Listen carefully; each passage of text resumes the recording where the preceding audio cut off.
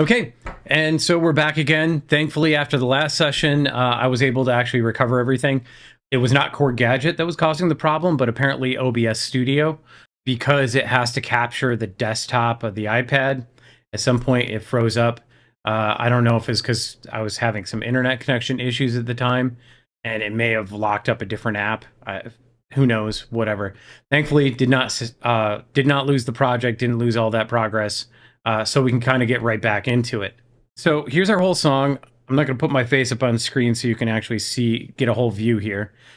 Again, we only have 4 instruments going right now.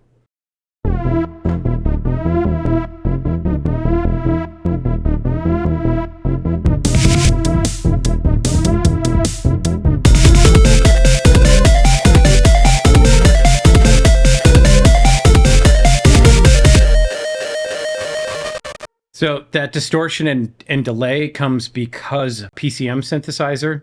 It has an auto ARP, which uses an auto pan delay.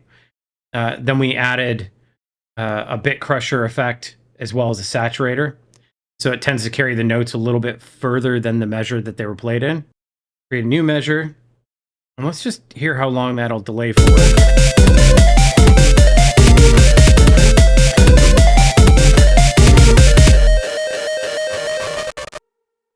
I would call that a happy accident. So I think what I want to do is just have 2 quick drum hits at the end to kind of signal this is the end. So we'll just do snare, bass, snare. Oop, hit the velocity. So let's just hear what we've got.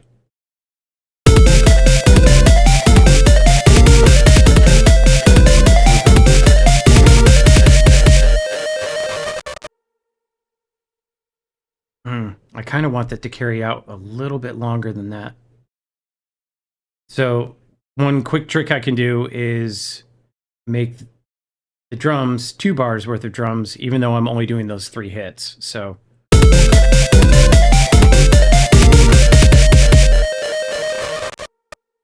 we really let that distortion carry out all the way. It's giving me some ideas for how I want to change the video intro next. So let's listen to that one more time all the way through.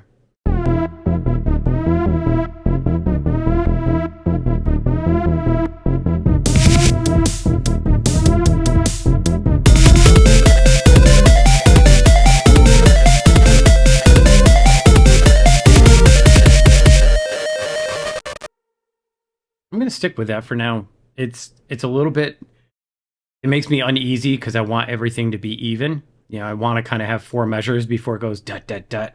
But there's something that kind of sets me off and makes me pay attention to it. And you kind of want that in an intro, right? Let's go back to measure 4, which is the first time we've really got full drums. And I'm going to go right to the drum machine itself. And I'm going to solo that off. So we're just listening to the drums. And one of the nice things about writing in MIDI is that we can play around, create other drum sets as we see fit. So there's no real difference between these two. In fact, what we'll do, we'll select the one we had initially. We're going to save it as our intro drum kit.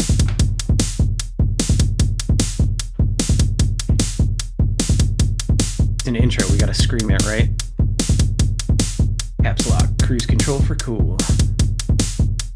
Alright, so I like the muffled drum. I think I'm gonna stick with that. The hi-hat is a real click. So what we're gonna do is play around with a couple of those sounds. Right away, I already like that a lot more.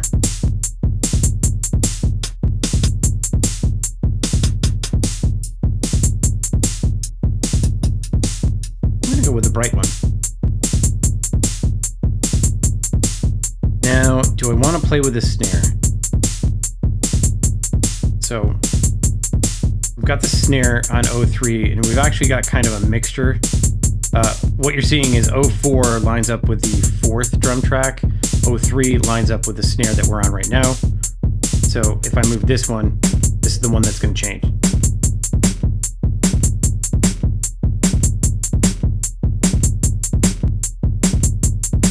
Let's hear how that sounds with the rest of it.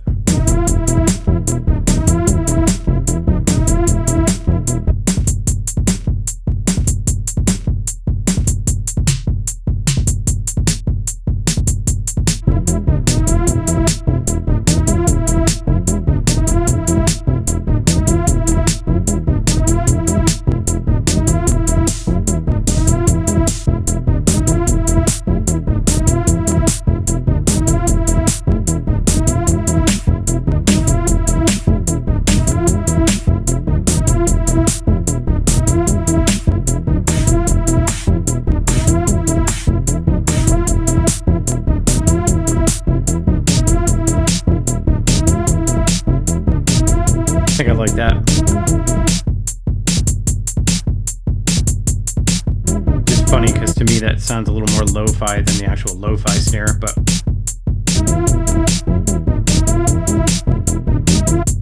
I think I might play with the muffled kick now.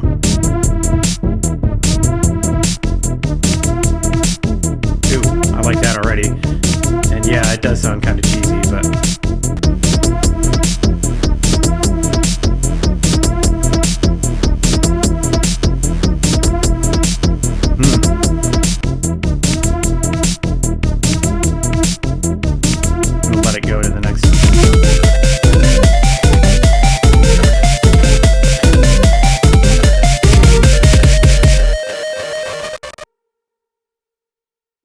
all right. I really like the way that distorts out. I don't know if we can extend it. Come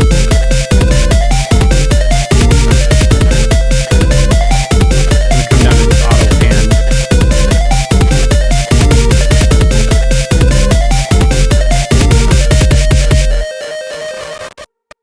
Yeah, that's just enough. I want it to really fall apart.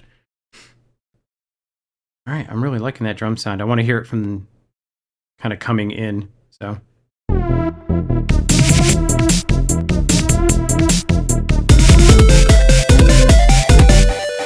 right, so one thing that is standing out to me now is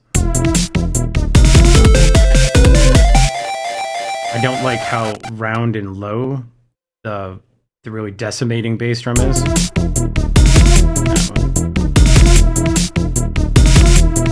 The other one I really liked was the Disturbed. I like that because it has a synth sound. It reminds me of my older drum machines that didn't really sound like drums. They were more like tones. And just like the way that has such a mechanical sound to it. Let's try that again.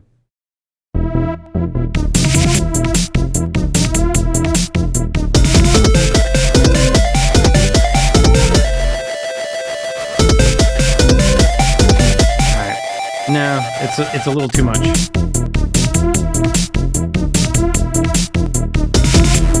starts to kind of take over what we're doing.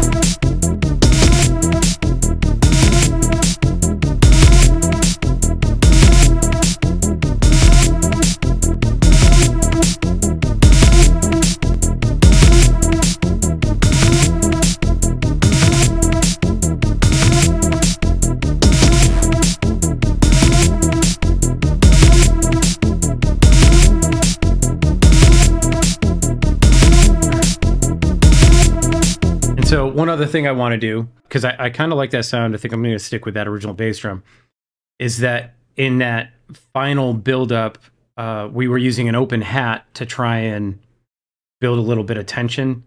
And the open hat, exactly that. It's not a cymbal. It's an open hi-hat.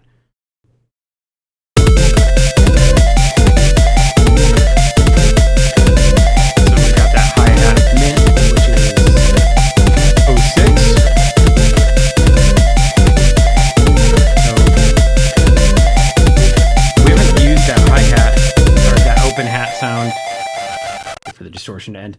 We haven't used that open hi-hat sound anywhere else, so we can just change the entire pad to be something else.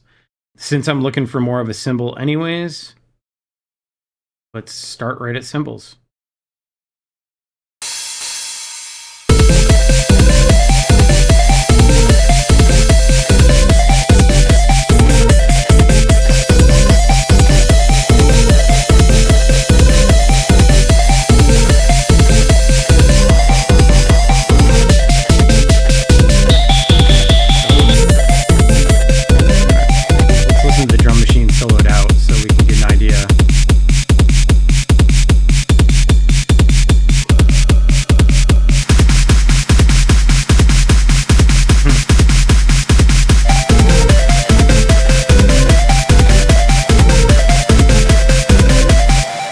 So I'm not really sure where that hi-hat or cymbal sound comes from. It reminds me again of the Alesis HR16. Doesn't even sound like a cymbal. It sounds almost like a video game gunshot with a bunch of reverb.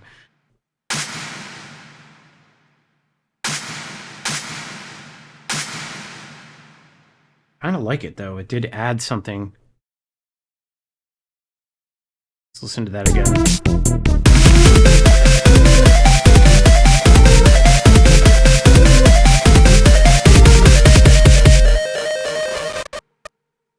I like that enough that I think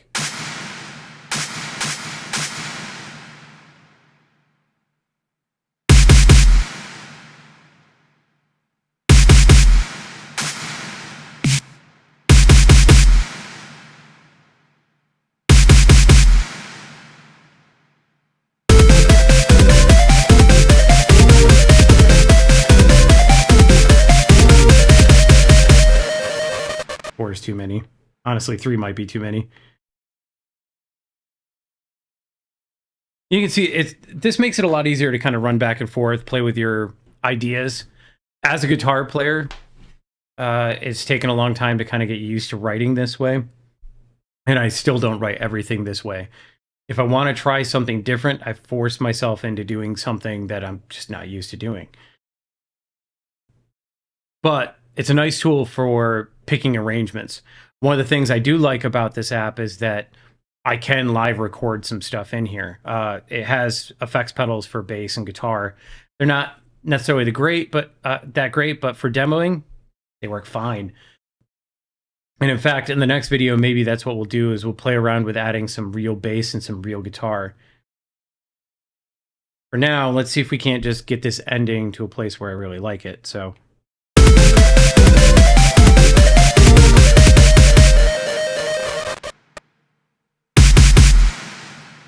I'm going to end with those 3 hits. I really like that. I like how the gate kind of takes over.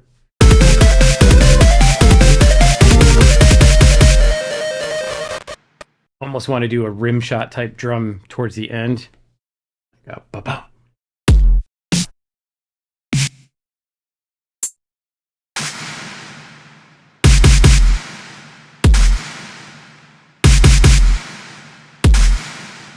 Sometimes it's those little details that make a song kind of stand out. Sometimes they just sound like mistakes.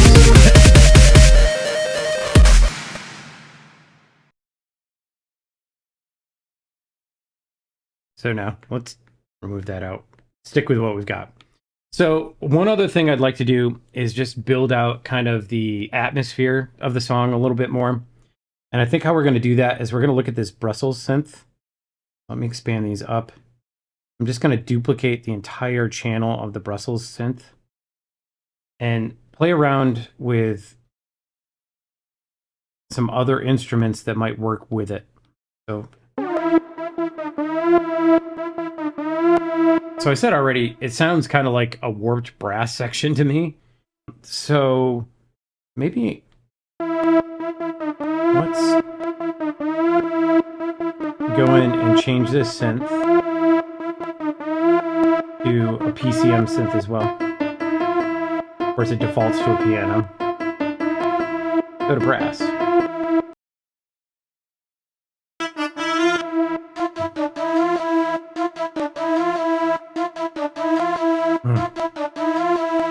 I like the flute sound just because it gives it more of a Middle Eastern feel, but... Okay, so that's a happy little mistake. I started off looking for a brass instrument, and I went to a wind instrument. But I really kind of like the way that sounds. It gives it an interesting touch.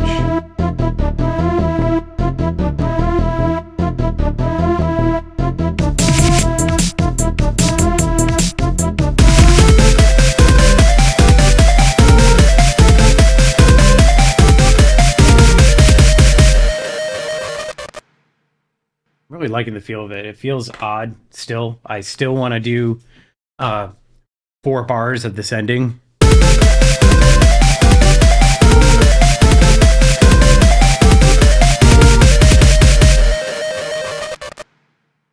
But I like that it comes to a sudden stop. It catches my attention anyways. Don't want to go too overboard, especially if I'm going to try to add in any live instruments. Let's look at this Berlin synth, which is kind of acting as our bass.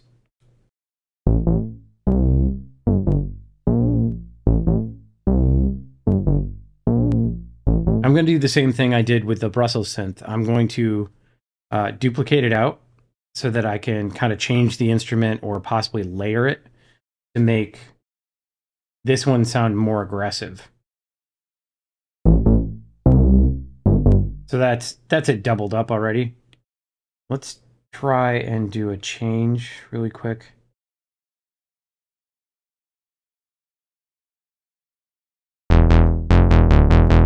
Already that's got a really 80s synth aggressiveness to it.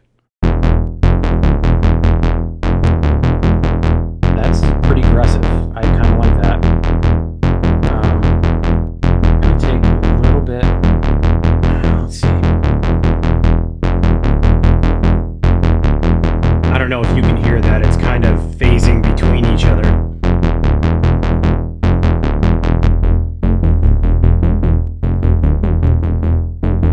I think changing the waveform might be the way to go.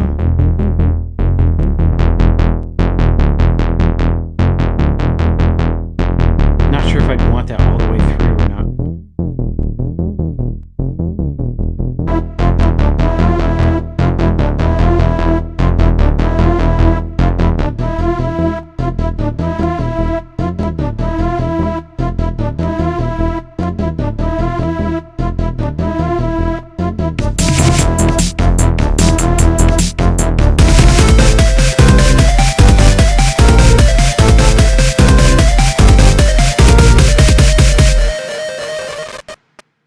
All right, so playing with that, I really liked it once the heavier drums kicked in. So what I'm going to do is mute it on all the bars that came before, so we're not kind of oversaturating the whole thing with the same synth sound.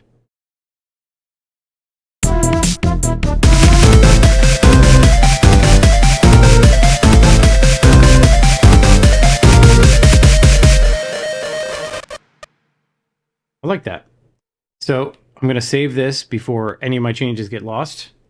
And we're going to come back for another video and let's play around with some live instrument recording. Catch you then.